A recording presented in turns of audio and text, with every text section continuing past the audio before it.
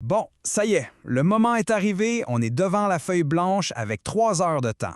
Ça peut faire peur, on dirait une grosse montagne à grimper, mais la vérité, c'est qu'avec un bon plan de match, c'est un défi qui est vraiment à notre portée. La meilleure façon de voir cet examen, c'est de se dire que ce n'est pas un sprint, c'est un marathon. Le secret, c'est pas d'aller le plus vite possible, c'est de bien gérer son rythme et son énergie, du début jusqu'à la toute fin. S'il y a un chiffre à retenir aujourd'hui, c'est 180. On a 180 minutes.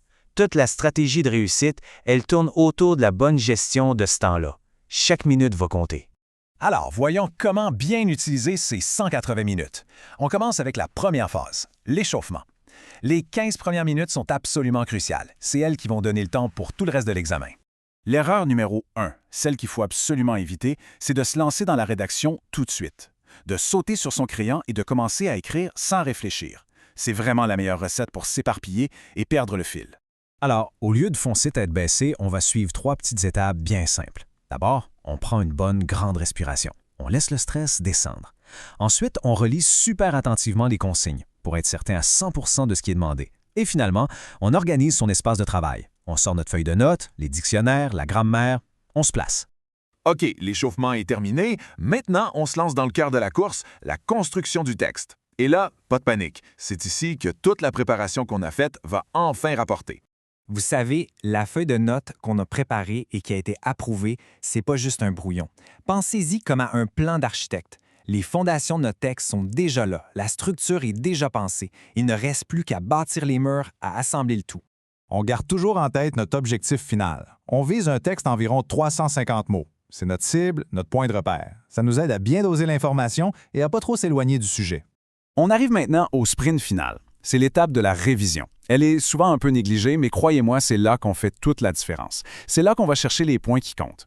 Imaginez que le premier jet, la première version de votre texte, c'est comme un diamant brut. Il a déjà beaucoup de valeur, il est là, mais c'est la relecture, le polissage qui va vraiment le faire briller et montrer tout son potentiel.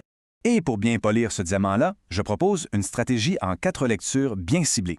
Une première lecture, juste pour la cohérence. Est-ce que mes idées ont du sens? Est-ce qu'elles se suivent bien? Une deuxième pour le vocabulaire. Est-ce que j'ai utilisé des mots justes, variés? La troisième, on vérifie les phrases, la syntaxe, la ponctuation. Et la dernière, la finale, on parle à la chasse aux dernières petites fautes d'orthographe qui traînent. Et vous savez quoi? Cette stratégie à 4 étapes, ce n'est pas choisi au hasard. Regardez bien. Chacune de ces relectures correspond directement à un critère d'évaluation officiel de l'examen. C'est donc une façon vraiment ciblée et super efficace d'aller chercher le maximum de points possible. On y est presque. On approche de la fin. On sent la ligne d'arrivée.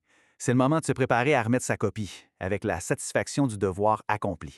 Juste avant de remettre votre copie, un tout dernier conseil. Prenez 2 petites secondes et posez-vous la question « Quelle trace est-ce que je veux laisser à la personne qui va me lire? » Souvent, la réponse à cette question-là, ça aide à peaufiner une conclusion qui va vraiment avoir de l'impact.